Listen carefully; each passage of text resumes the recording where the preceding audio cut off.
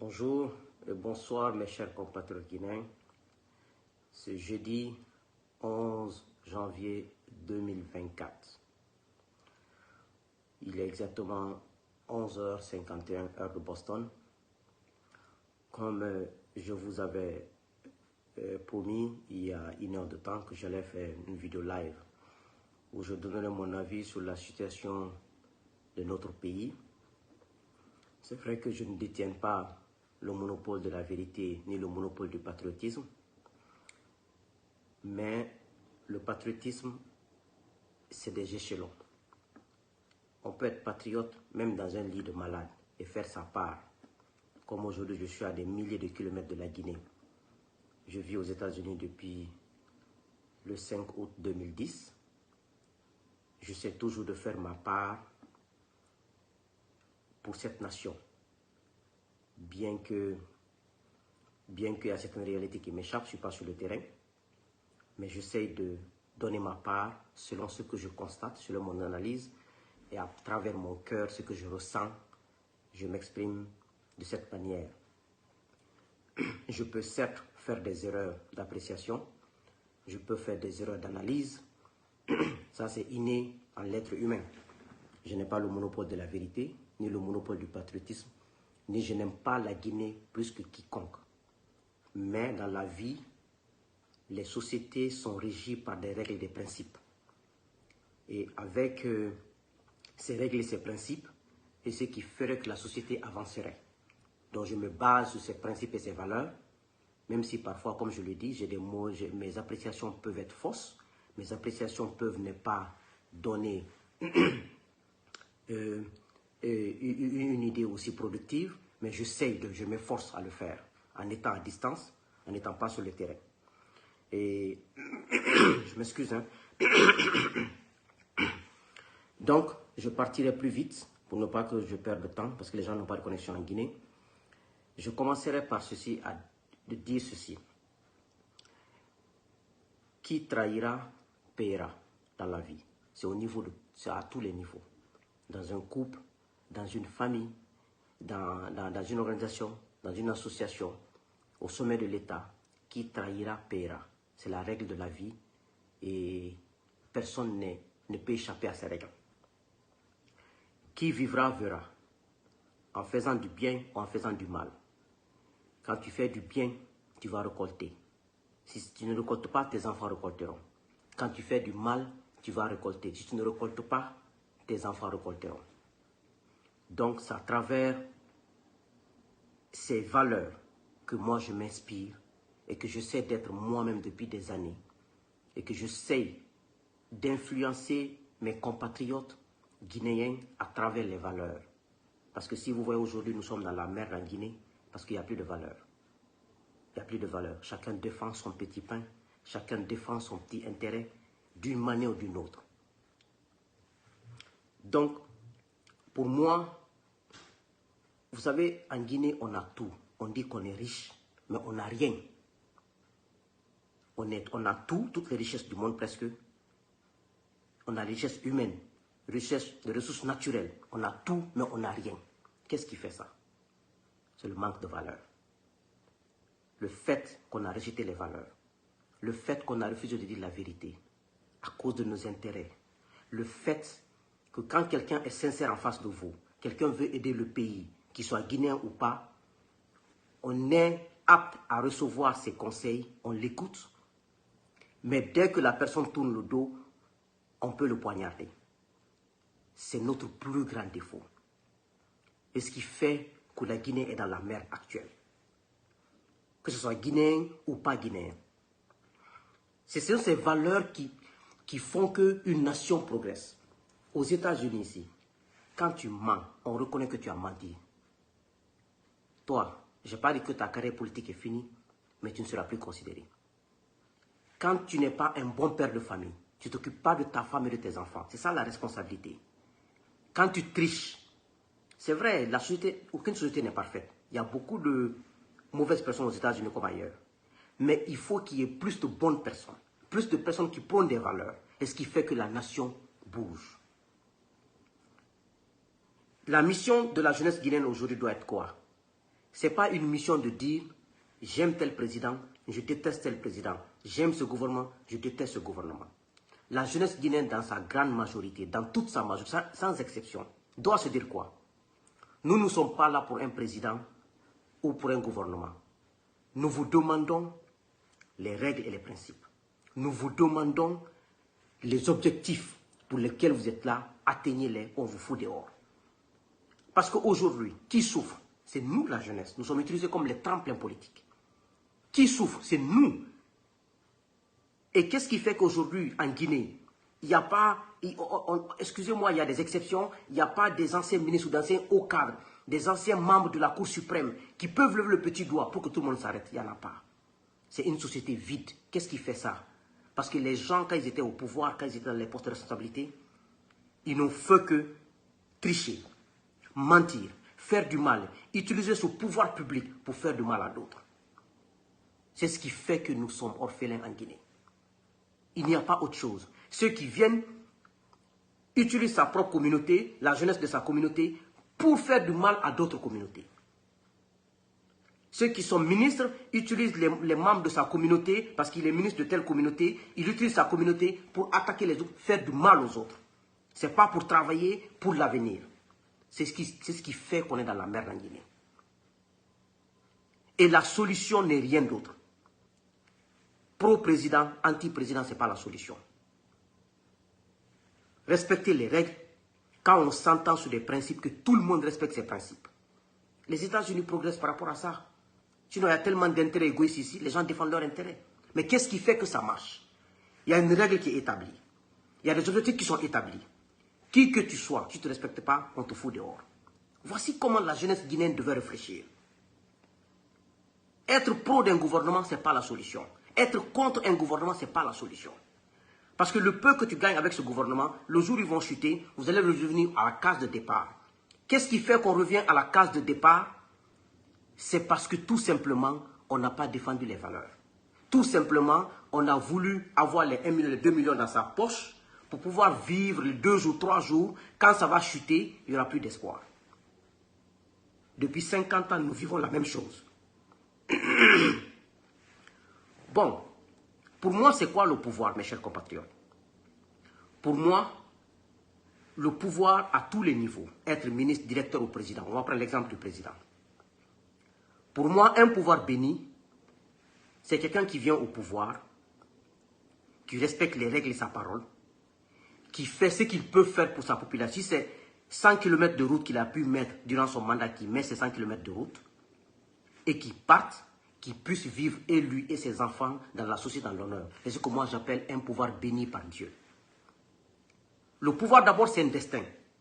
Moi, j'en suis sûr, cela c'est un destin. Mais parfois, on peut forcer le destin. En forçant le destin, on finit mal.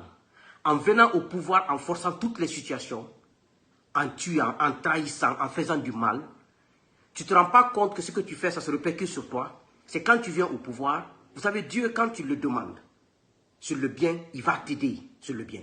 Et quand tu le demandes sur le mal, il va t'aider sur le mal. Mais tu finiras mal. C'est ça la différence entre le bien et le mal.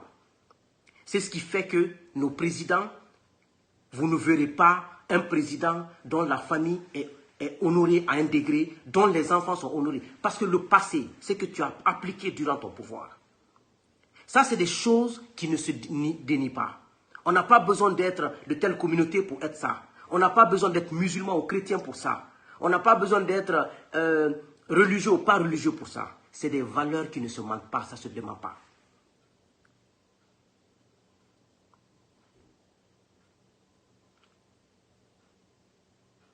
Voici un peu notre problème chez nous. Regardez, on a eu combien de ministres depuis 58? Depuis 58 à nos jours, combien de ministres? Combien de présidents? Dites-moi, vous avez vu un enfant d'un ancien ministre ou d'un ancien président, il peut avoir des exceptions, hein, mais on a toujours besoin d'une majorité.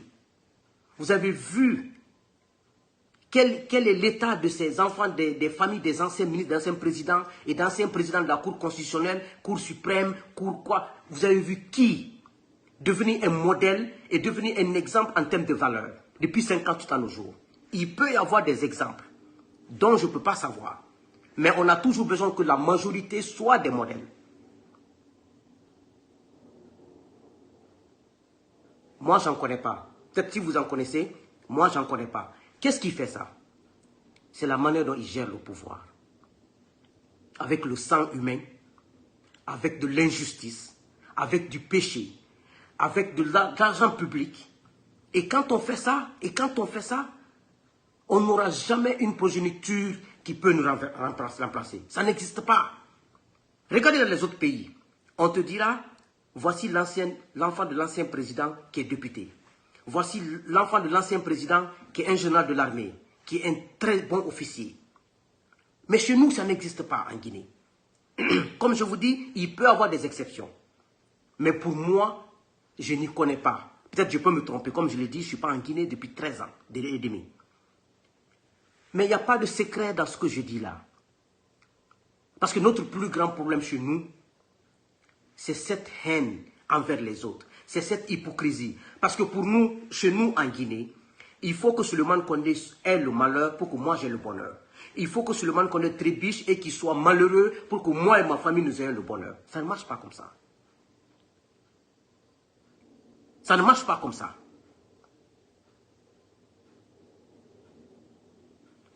Voici, pour moi, le pouvoir, c'est quelqu'un qui vient au pouvoir, exerce son pouvoir dans l'honneur, dans la dignité.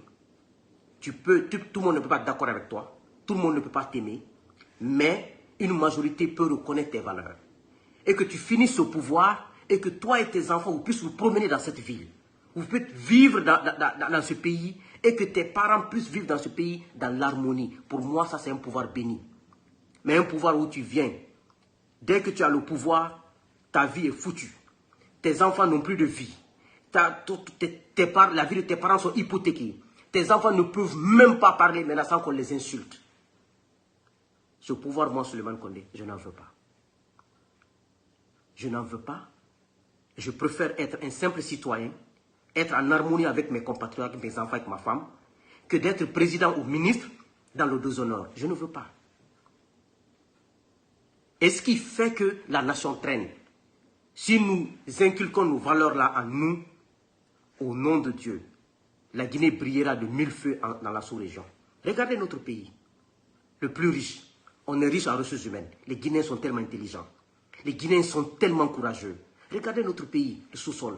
Mais regardez comment on est le dernier en Afrique de l'Ouest. Le Libéria qui a fait 10 ans de guerre civile, la Sierra Leone. Quitter de la Sierra Leone, venir en Guinée, il y a le goudron. Quitter à la frontière de la Guinée, pour aller de la Sierra Leone pour aller en Guinée, pas de goudron. Même chose au Sénégal, même chose en Côte d'Ivoire. On fait quoi? On fait quoi? Pourtant, on a eu des architectes intelligents dans ce pays. On a eu des ministres très intelligents, des ministres des mines, des surdoués dans ce pays. Mais pourquoi ça n'avance pas? Pourquoi des petites choses comme ça, on confond le développement et des petits actes populistes? Si le Guinéen est comme ça, on sera l'Amérique, les États-Unis d'Amérique de l'Afrique de l'Ouest. Parce que moi, j'ai confiance à cette ressource humaine guinéenne. Et j'ai confiance à la capacité de ressources humaines guinéennes. Mais malheureusement, on nous a inculqué de génération en génération la haine, de génération en génération l'hypocrisie, de génération en génération cette méthode de tromper les gens, de toujours poignarder les autres. On nous a inculqué, de la génération des Sékou Touré, la génération des Conté, la génération de quoi je peux dire, c'est venu de génération en génération. On nous a inoculé la haine. On nous a inoculé le mépris. Si vous savez ce que moi j'entends, des anciens ministres, des anciens hauts cadres, de ceux qui sont au sommet de l'État, moi c'est parce que je ne suis pas manipulable. Quand tu me dis j'écoute, mais je ne le ferai pas. Moi c'est mon instinct qui me guide. Tu ne pourras jamais me dire de faire ce que je ferai. Tu ne pourras jamais me dire, Souleymane, prends ce chemin. Si mon instinct ne me guide pas, je le ferai pas. Si tu veux, on n'a qu'à dormir dans le même lit pendant 30 ans, je m'en fous. Tu ne me guideras pas sur le chemin. Je ne le ferai pas. Voici notre pays. Ceux qui ont été au sommet de l'État. Moi, j'ai eu la chance d'avoir des amis qui ont été ministres dans ce pays, 3 fois, 4 fois, qui ont eu tout dans ce pays. Mais ils n'ont jamais été des références pour moi. Pourquoi? Parce que moi, quand je t'approche, je regarde tes faits et gestes. Je regarde ce que tu dis. Je regarde tes paroles. Je regarde ton comportement envers tes enfants, envers ta femme, envers dans la société. Quand je vois que tu n'es pas ça, tu n'es pas un modèle pour moi. Si tu veux construire tout qu'on a créé de vie là, ce n'est pas mon problème. J'ai eu tellement d'amis qui ont le même âge que mon papa, ancien ministre et tout, ambassadeur et tout. Pourquoi je suis dans mon coin? Pourquoi je refuse les pouvoirs? Sinon, le pouvoir d'Alpha était rempli de mes parents. Ils m'ont fait la guerre. D'autres m'ont dit que c'est ma mère qui me pousse à faire ça. D'autres ont dit c'est Mariam qui laisse Suleiman faire ce qu'il est en train de faire. Ils ont dit tout ce qu'ils ont à dire. Moi, je suis indépendant depuis l'âge de 15 ans. Ça va vous étonner, mais je suis comme ça. Mais, aujourd'hui, ceux qui sont en prison, les enfants sont en exil, d'autres ils ont construit des maisons partout dans le monde, ils ne sont pas heureux, ils sont malheureux. Qu'est-ce qui fait? C'est des valeurs. C'est la trahison, ils ont trahi la nation. Quand vous trahissez la nation, si vous voulez étudier jusqu'au où, ça ne vous servira à rien. Ça ne vous servira à rien. Et ce qui fait que la Guinée est orpheline, mes chers compatriotes. Ne cherchons pas le secret ailleurs. Et cette transition est sur le même pas. Donc, parce que j'ai pris de notes, je vais aller plus vite. La situation catastrophique actuelle de notre nation, sur le plan économique, social et dans plusieurs facteurs. Qu'est-ce qui fait? Les tares que je viens de vous dire là. Doumbouya a fait le coup d'État. On l'a applaudi. Moi, je l'ai applaudi. Et j'ai appris le coup d'État 2 semaines avant le coup d'État. Je connaissais le nom de Doumbouya. Je connaissais le nom de Commando Faré. Mais c'était une diversion, le nom de Commando Faré. La personne voulait me mettre à contact avec Doumbouya. Je n'ai pas accepté. J'étais aux États-Unis ici. Parce que je voulais que Alpha parte. Parce que Alpha était un problème pour la Guinée. J'ai applaudi. Et j'ai même aidé à consolider le pouvoir. Dieu est mon témoin. Je ne regrette pas le coup d'État. Je ne regretterai jamais le coup d'État. Quel que soit le comportement de Doumbouya. Mais je ne laisserai pas Doumbouya faire de la Guinée ce qu'il veut. Je veux le combattre comme j'ai combattu Alpha. Parce qu'il a trahi. Il n'a pas respecté sa parole. Il a voulu nous considérer comme nous sommes des imbéciles. Et je le ferai. Je ne regrette pas, hein, et je ne regretterai jamais. Quelle que soit la situation, je ne regretterai pas. Parce que ceux qui étaient là-bas étaient pires que Doumbouya. Moi, je le dis, hein, Doumbouya, c'est vrai, et ses hommes, ils ont pillé ce pays en 2 ans. Ils se sont enrichis de manière vertigineuse. Ils ont tué depuis qu'ils sont là. Ils ont restreint les médias, l'Internet. Ils ont fait du mal en 2 ans. Je suis conscient. Je les attaque tous les jours, mais je ne regrette pas le coup d'État. Si vous voulez aimer moi, si vous détestez moi, ce n'est pas mon problème. Je ne regrette pas, je ne regretterai jamais. Quelle que soit la situation. Mais je vais montrer à Doumbouya, la Guinée ne t'appartient pas. Je ne te laisserai pas faire ce que tu veux de la Guinée. C'est ça. Donc, vous savez aujourd'hui, ce qui a fait que la Guinée a une situation économique difficile, parce que Doumbouya et ses hommes ont volé. Ils ont volé tout l'argent de la Guinée. Ils ont construit des maisons. Ils ont amené des trucs à l'extérieur. Ils ont acheté les maisons à l'extérieur. Ils ont investi à Abidjan. On dit souvent que c'est Daleng a volé, a investi au Sénégal. Il est le plus grand investisseur au Sénégal. Je ne défends pas Cellou. Moi, je ne suis pas quelqu'un qui défend quelqu'un. Je vous dis. Je dis ce qui est au fond de moi. Vous m'aimez pas, je dis ce que je pense. Aujourd'hui, parce que lui, il est en politique, il est en bonne position, c'est pour ça qu'on l'attaque. Et quand tu es en politique, c'est comme ça, on va t'attaquer. Hein? Mais on va même les mensonges. Aujourd'hui, combien de ministres de Conté et de Alpha Condé ont investi en Côte d'Ivoire et au Sénégal? Pour vous dire combien de fois le Guinée est maudit. Ils prennent l'argent de la République. Il n'y a pas de route, il n'y a pas d'hôpitaux, il n'y a pas d'eau. Ils vont acheter des maisons, ils investissent en Côte d'Ivoire.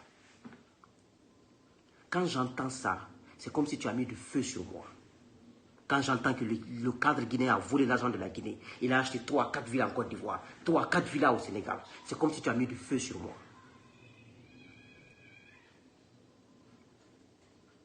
Donc, Cellou n'est pas le seul, que ça s'avère ou ça ne s'avère pas, mais les gens protègent leurs parents parce qu'ils sont de même ethnie, ils sont de même région. Moi, je suis de Kankan. Hein. Moi, je suis de Kankan. Mon village est à 50 km de Kankan et je suis de Kankan. Mais je ne me suis jamais rangé au pouvoir d'Alpha. Je ne me suis jamais rangé au pouvoir de Doumbouya. J'ai commencé encore à signaler mon live, mettez des cœurs. J'ai commencé à signaler mon live. Les gens du CNRD là. Laissez-moi tranquille, Yandi. Parce que je dirais ce que j'ai à dire. Hein. Mettez des cœurs. Les gens de Alpha m'ont combattu pendant 4 ans. Je n'ai pas arrêté. Ce n'est pas des petits groupes comme vous qui vont m'effrayer. Ils ont commencé à signaler. Mettez des cœurs. Donc, mon père est de Kankan. Mon père est à Kankan. La retraite là-bas. Je peux dire c'est le pouvoir de... Je ne le ferai pas.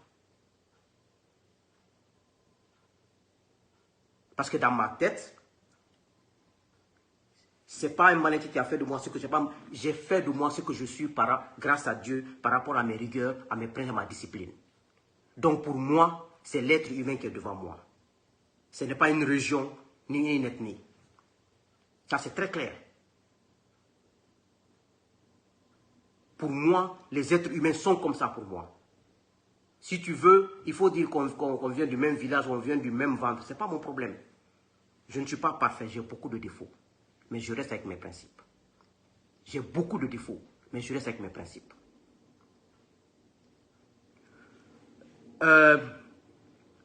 Vous avez vu hier, la situation actuelle de la Guinée, comme je vous dis, ce n'est rien d'autre.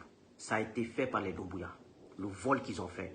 Le jour où ils quitteront le pouvoir, on va inventorier toutes les nouvelles maisons construites à partir de 2022. Vous allez voir combien de fois ils ont acheté des maisons dans ce pays. Et combien de fois ils ont fait des transferts de fonds. Vous savez, il y a des traces dans tout. Aujourd'hui, ils peuvent aller dans les banques, ils mettent l'argent chez eux. Comme ce que les gens de Alpha ont fait. Mais on va découvrir tout. Vous avez vu hier encore, j'essaie de dérouler la situation économique, dire mon avis là-dessus. Le témoignage dans les 2 jours à la barre du nom de Youssouf Touré Dijoli, au temps de Conté.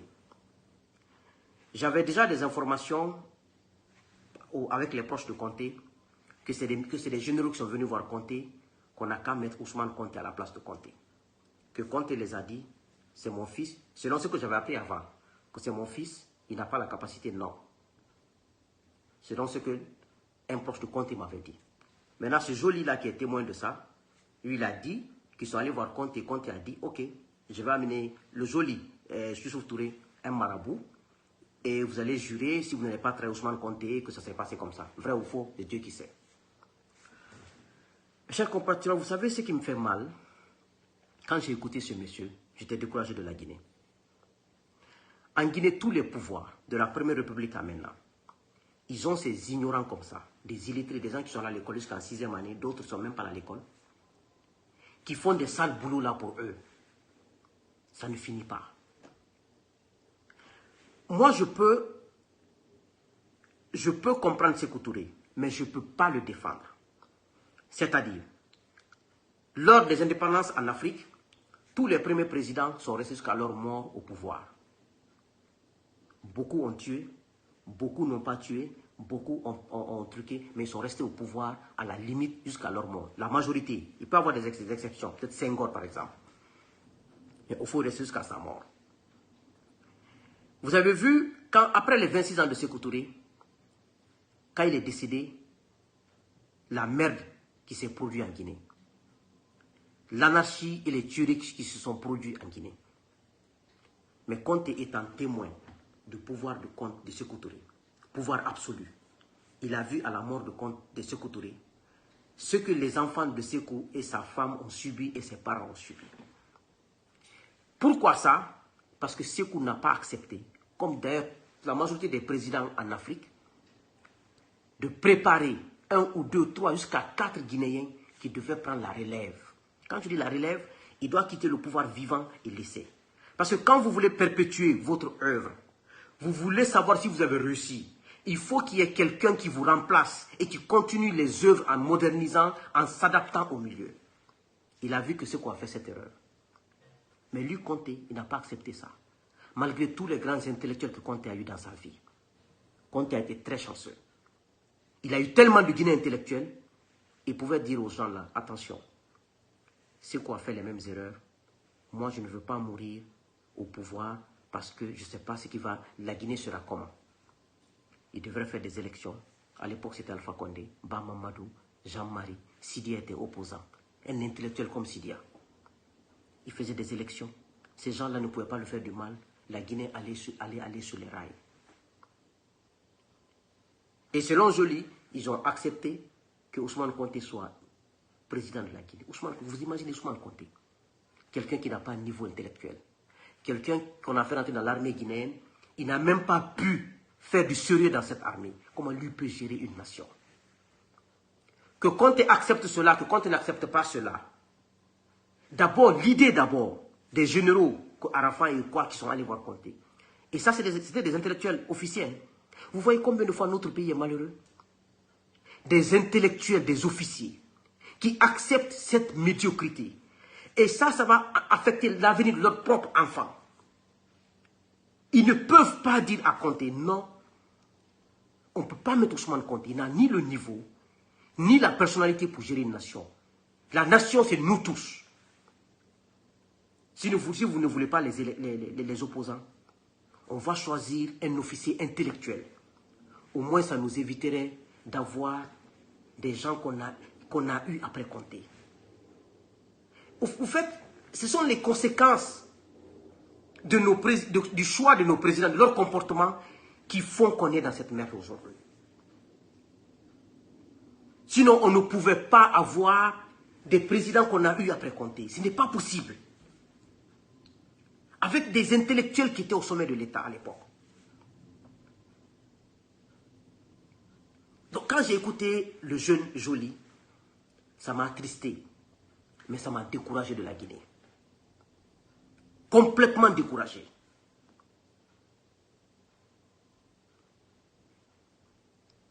Parce que l'avenir d'une nation, ce n'est pas un seul jour. C'est à long, c'est infini. Et quand c'est infini, on doit préparer. C'est pour ça que dans les autres pays, on prépare des élites. Ce n'est pas pour rien. C'est parce que n'importe qui ne doit pas se retrouver au sommet de l'État. N'importe qui ne doit pas se retrouver au sommet de l'État. C'est pour cela aujourd'hui, vous avez vu, on est dans quelle situation? C'est les conséquences de nos présidents qui ont été premiers, deuxièmes, les comportements et les actes qu'ils ont posés.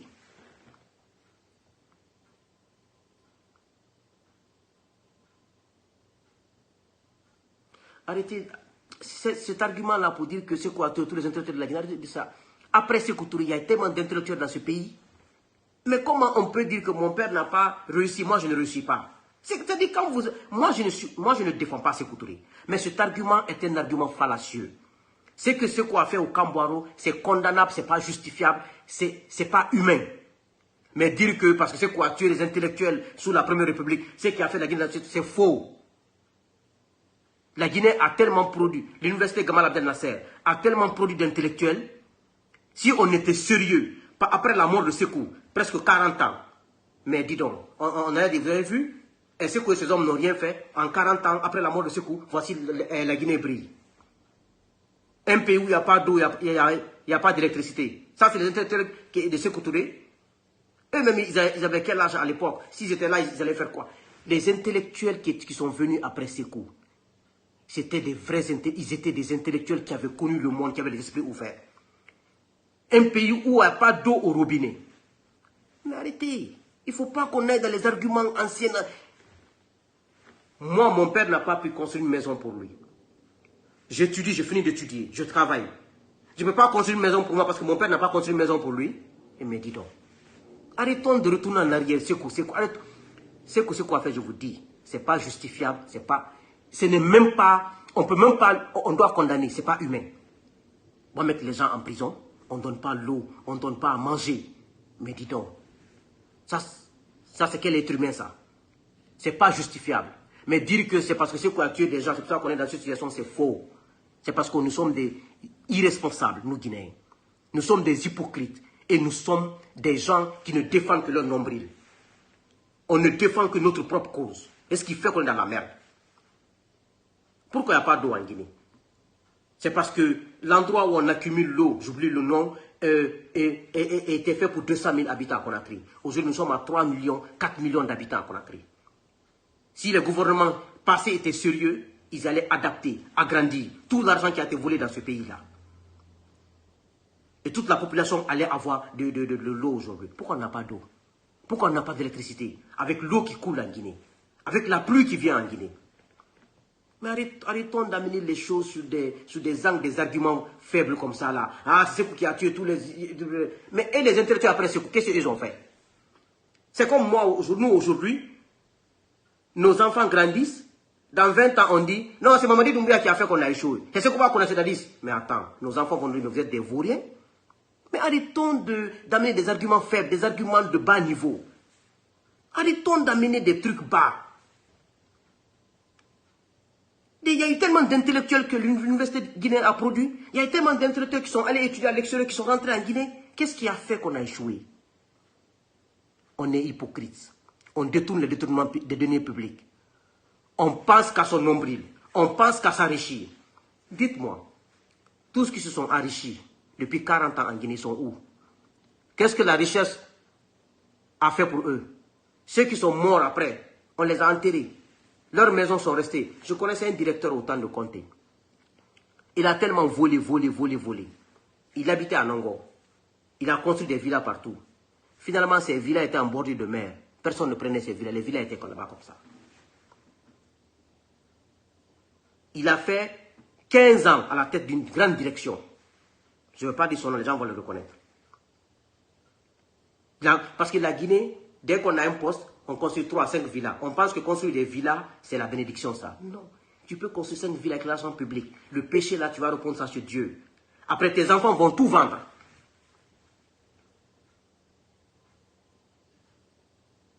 Voici le problème de la Guinée.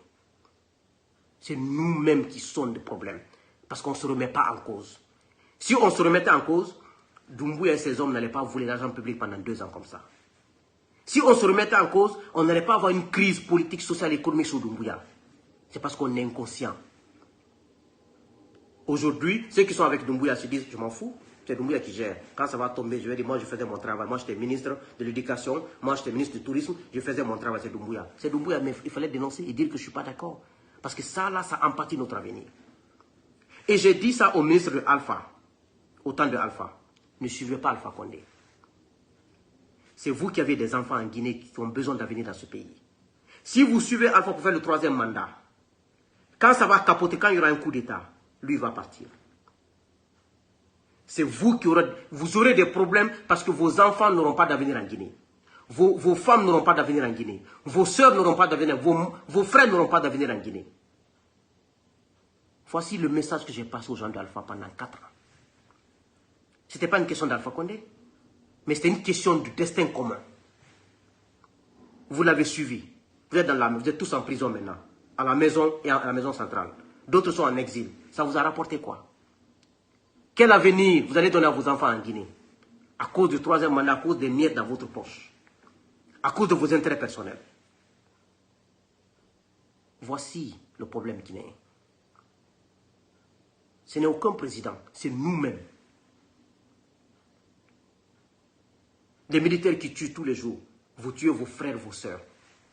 Les gendarmes qui maltraitent tous les jours. Les magistrats qui font des mauvais procès tous les jours. Les magistrats et les procureurs qui gardent des gens à la maison centrale, 5 ans, 10 ans sans jugement. Les enfants des autres. Et vous pensez que vos enfants auront l'avenir avec ça? Non. J'ai fait 9 mois à la maison centrale. J'ai vu des gens qui ont fait 10 ans, 5 ans sans jugement. D'autres ont dit viol. D'autres ont dit vol. Ils n'ont jamais été jugés. Vous dormez avec vos enfants et vos femmes tous les jours chez vous, les magistrats. Les enfants des gens sont couchés dans les géoles. Et tout se paye ici-bas. C'est pour cela que vous voyez chaque fois, nos magistrats, ils finissent toujours mal. Qu'est-ce qu'ils font? C'est le péché. Dans la vie, en faisant quelque chose, rassure-toi que Dieu t'observe. Même quand tu es seul dans ta maison, rassure-toi que Dieu t'observe.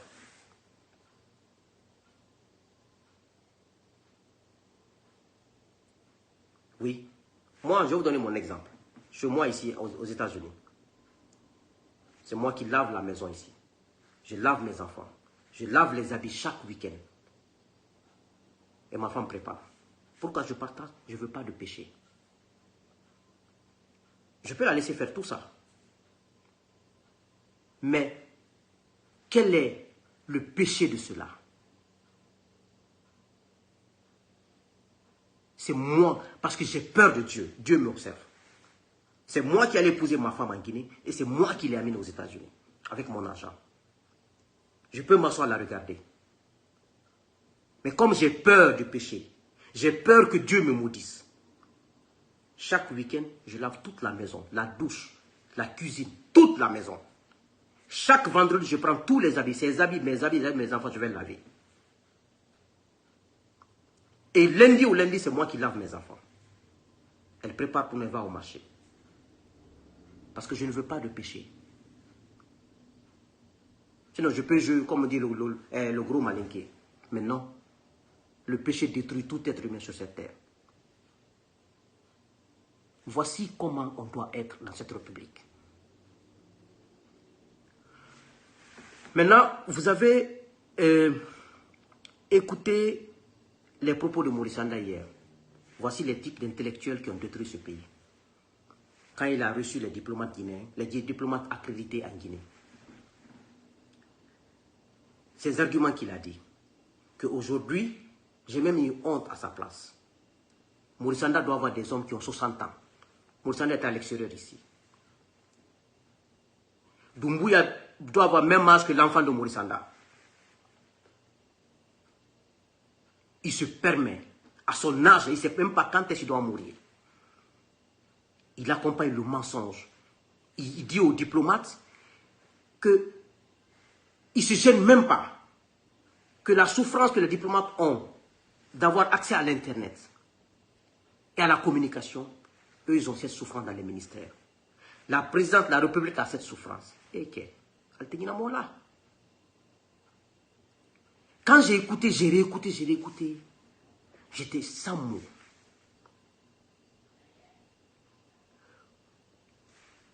J'ai vu l'ambassadeur des États-Unis le regarder. L'ambassadeur, vous savez, les Américains ont leur connexion indépendante. Eux ne s'accordent, dans tous les pays du monde, les Américains ont leur connexion. Ils sont indépendants. Comment vous voulez que les Blancs nous respectent quand on ment devant eux? Quand on pense qu'on est intelligent dans la fausseté devant eux? Ils sont assis, ils nous regardent, ils savent que c'est de la fausseté, c'est de mensonge. Et qu'est-ce qu'on dit? Sécurité nationale. Sécurité nationale. Doumbouya a volé le pouvoir. Il a tué 140 militaires, il est venu au pouvoir. Si quelqu'un d'autre veut l'enlever, mais c'est normal, est-ce que c'est compliqué? Il a tué 140 bérets rouges, des innocents, qui gardaient leur président. Il dit qu'il est venu pour rétablir la démocratie, rétablir l'état de droit, la justice. Il est venu, il a tout chamboulé. Et vous voulez que les gens le laissent au pouvoir? Eh mec, Albarkan Nandiba. Ou bien An Nani Kalma l'ordinateur au bas. Si quelqu'un d'autre veut le renverser aussi, comme il est venu, mais c'est tout à fait normal. Quand tu es fort, moi tu as la carte fort. Mbabra Diallah. Donc il n'est pas légitime, n'est pas légal. S'il respectait sa parole, peut-être qu'il allait avoir une chance de s'en sortir. Mais les raisons qui l'ont poussé à faire le coup d'État, en tuant 140 militaires, et nous on l'a applaudi, même nous sommes responsables dedans. Et lui vient, il change tout ça, il se met contre toutes les raisons qu'il a évoquées. On va le laisser gérer le pays. Lui, il est plus guinéen que nous. Il est de Kanka, moi je suis de Kanka. Il est plus noble que nous. Mais quand même, Maurice Sanda, nous ne sommes pas venus vous accompagner. Hein? Nous ne sommes pas venus vous accompagner, non. Il y a un gouvernement civil qui était là, qui se comportait de la même façon. Et vous venez vous comporter. On a combattu ce gouvernement civil. On les a dit qu'on va le laisser. Et vous voulez qu'on vous laisse, vous, au nom de quoi? Au nom de quoi, on va vous laisser?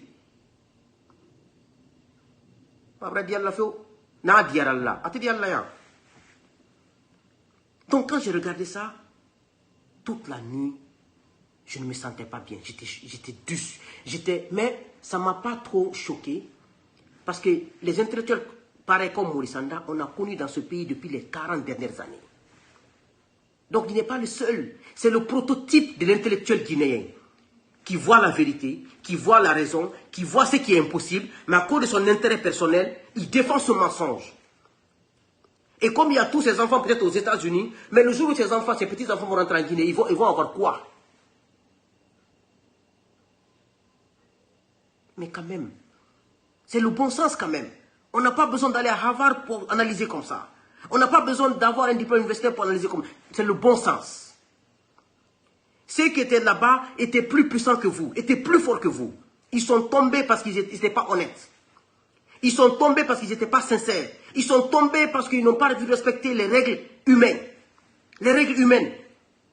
Ils sont tombés parce qu'ils ont voulu prendre le pays comme leur propriété privée. Ils sont tombés parce qu'ils voulaient l'argent public pour faire ce qu'ils voulaient. Et vous allez sortir dans ça? Vous ne sortirez pas. Na kaldia la Guinée n'ici baisse en Québec, na te carrefour là, ça ne marchera pas. Na kaldia allez wadio kramo bet allez na bara ka 12 ka basil bla ça ne marchera pas. Si c'est l'affaire du maraboutage du fétichisme là, Alpha a fait 40 ans d'opposition. Alpha a fait plus de maraboutage de fétichisme que vous. Mais il est tombé. Qu'est-ce qu'il a fait tomber? C'est le péché. Qu'est-ce qui a fait tomber Dadis? C'est le péché, c'est la trahison. Et vous allez tomber comme Dadis, même pire que Dadis. C'est une question de jour, c'est une question de temps. Toute la Guinée est contre vous. Vous avez coupé l'Internet parce que vous savez que les militaires veulent vous renverser. Vous avez militarisé toute la ville. Les militaires sont positionnés partout. Vous pensez que c'est votre sécurité, ça? Vous ne savez pas que ces militaires-là peuvent se retourner contre vous? C'est le militaire qui gardait Alpha Condé qui s'est retourné contre lui, Doumbouya. Parmi ces forces spéciales-là, ou parmi les militaires que vous avez mis dans la ville Conakry là, vous allez trouver qu'il y a 50 ou 100 qui veulent être président. Et qu'ils attendent des occasions pour tirer sur Doumbouya. Vous n'avez rien compris. Rien ne sauve un être humain que la loi. Rien ne sauve un être humain que l'honnêteté.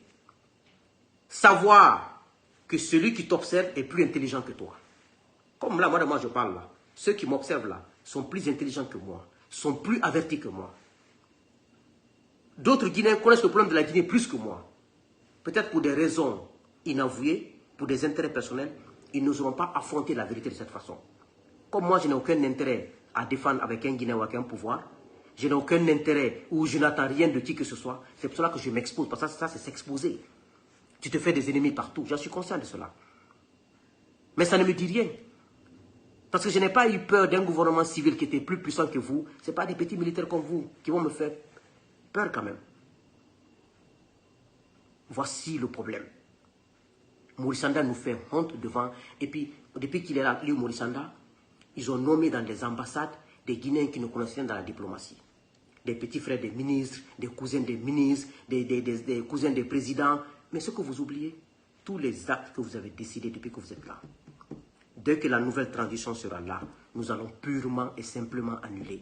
Nous allons faire rentrer tous ces gens qui sont allés à l'ambassade là. Ils vont rentrer. Ce que je vous décrivais, mettez. Nous allons faire rentrer tous les gens qui sont allés dans les ambassades. Ils vont rentrer. Seuls les diplomates vont dans les ambassades. Et tous les actes que vous avez pris, ils seront purement et simplement annulés. D'autres seront en vie, d'autres seront morts entre vous, mais les actes seront annulés. Vous-même, vous allez dire, ah, pourquoi on s'est fatigué? On va vous laisser faire de la Guinée ce que vous voulez. Au nom de quoi?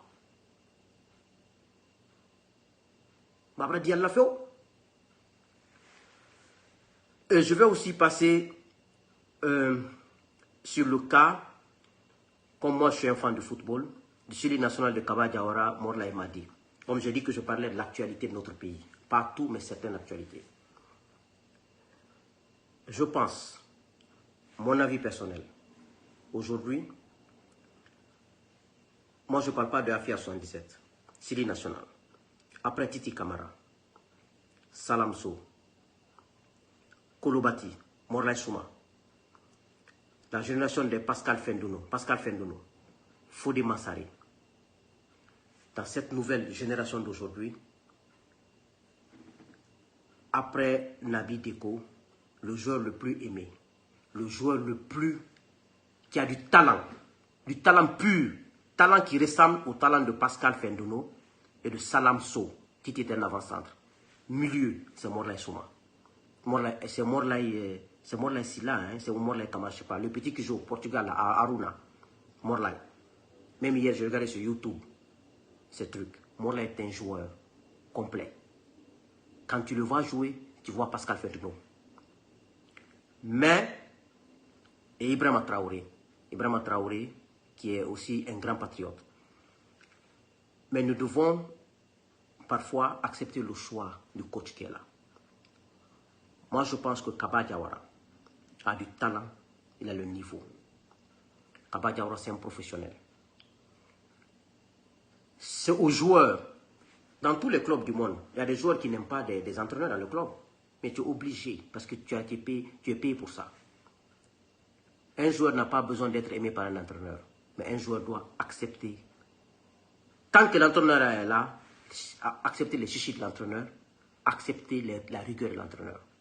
Je ne connais pas ce qui est rentré entre eux. Pour moi, c'est comme quand on dit entre une mère et un enfant. Même si la mère n'a pas raison, la mère a toujours raison.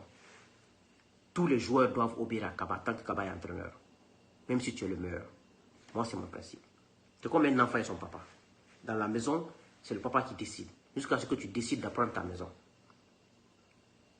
Tous les joueurs qui veulent jouer dans le série national, tant que Kaba est entraîneur, obéissez Kaba. Acceptons la discipline. C'est ce qui fait que notre administration ne travaille pas. Aujourd'hui, tellement qu'il y a le désordre de l'administration guinéenne depuis des années, depuis autant de Conté, un directeur peut désobéir à un ministre parce qu'il est d'accord avec le président ou la femme du président. Ça ne marche pas comme ça. Donc pour moi, on doit respecter l'entraîneur et ses choix. Le jour où la fédération ne veut plus de l'entraîneur, on le met dehors. Mais aucun joueur ne doit être au-dessus de l'entraîneur. Aucun joueur. C'est comme quand tu dis les directeurs dans les ministères, les chefs de cabinet au-dessus des ministres. C'est le désordre, ça. Ou un ministre au-dessus du premier ministre. Et ce qui fait que notre nation traîne aussi. Le désordre. Moi, président, quelqu'un qui te dit qu'il est là, qu'il est le frère de ma femme, ou qu'il est mon frère de lait, un ministre vient me dire qu'il t'a désobéi, je te demanderai de me donner un nom pour le remplacer. La même minute, je le remplace. Si tu ne veux pas obéir à un ministre, tu sors de l'administration publique, tu vas créer ton entreprise. On doit respecter les règles, suivre les ordres. Mais le favoritisme va nous mettre toujours derrière en Guinée. Il faut qu'on soit rigoureux avec nous-mêmes, discipliné avec nous-mêmes. Donc, c'est mon avis là-dessus. Moi, je supporte Kaba. Je lui souhaite bonne chance au série national. Mais tous les joueurs qui veulent jouer dans le série national, tant que Kaba est entraîneur, même si Kaba dit couchez-vous à terre, vous devez vous coucher à terre. Si vous ne voulez pas, restez dans votre club. Si on veut la discipline, on veut l'ordre, c'est comme ça. Le jour où la fédération ne veut pas de Kaba, renvoyez Kaba. C'est le droit de la fédération. Et avec les rumeurs que j'ai entendues, vrai ou faux, que Nabi n'a pas voulu prendre la photo avec le truc traditionnel, l'épi, que parce que Malik Kébé a offert et tout ça, que ça soit vrai ou faux, moi, c'est pas ça ma préoccupation. Ma préoccupation, si c'est vrai que c'est Malik Kébé qui a offert les lépis complets à la Série nationale, pour moi, c'est une faute. La fédération guinéenne reçoit des subventions du gouvernement guinéen. La fédération guinéenne reçoit des subventions de la CAF et de FIFA. Moi, je pense que c'est la fédération qui doit prendre l'habillement, l'équipement des joueurs en charge. Un citoyen qui veut aider, le Série national doit amener son argent cash et donner, parce qu'on connaît, on est les Africains, le maraboutage, le fétichisme est chez nous. Vous savez, on est hypocrite à ce point. On aime montrer aux gens, ah, moi je n'aime pas les marabouts, ah, moi c'est Dieu, j'ai confiance en Dieu, ah, moi je n'aime pas les fétichismes. Ceux qui disent ça sont les plus malhonnêtes. C'est eux qui dorment chez les marabouts matin, midi, soir. C'est eux qui passent leur temps chez les marabouts à 2h, 3h du matin. C'est les plus grands hypocrites qui disent ça en public. Moi je crois en Dieu, moi c'est Dieu je crois. Ce sont les gens là qui quittent la mosquée et directement chez les marabouts. Même quand ils ont mal à la tête, ils appellent les marabouts. C'est pour cela qu'on doit connaître notre réalité et notre vie, notre quotidien. Pour simplement, chacun n'a qu'à jouer sa responsabilité. Moi, je n'ai pas dit quoi. J'ai dit, si c'est vrai que c'est Malik Kébé qui a donné les boubous là, c'est une faute de la fédération. Dans les grands pays, la fédération prend en charge les habillements et l'équipement de l'équipe nationale. On ne doit pas insérer les gens là-dedans. Surtout connaissant nos réalités africaines. Parce que, par exemple, comme je vous ai dit, moi je suis en politique. Les gens peuvent passer par moi. Maman peut penser qu'une personne est bonne pour moi, une personne est gentille, et il peut utiliser maman pour m'atteindre. C'est vrai que maman ne peut jamais me faire du mal, mais on peut la tromper, elle ne peut pas se rendre compte. On peut utiliser ma femme contre moi. Il faut avoir des limites dans tout ce que tu fais. Quel que soit ce qu'on te propose, en connaissant nos réalités, ta tête doit te parler. Tu dois refuser certaines choses. Tu dois t'opposer à certaines choses. Parce que c'est un peu ça.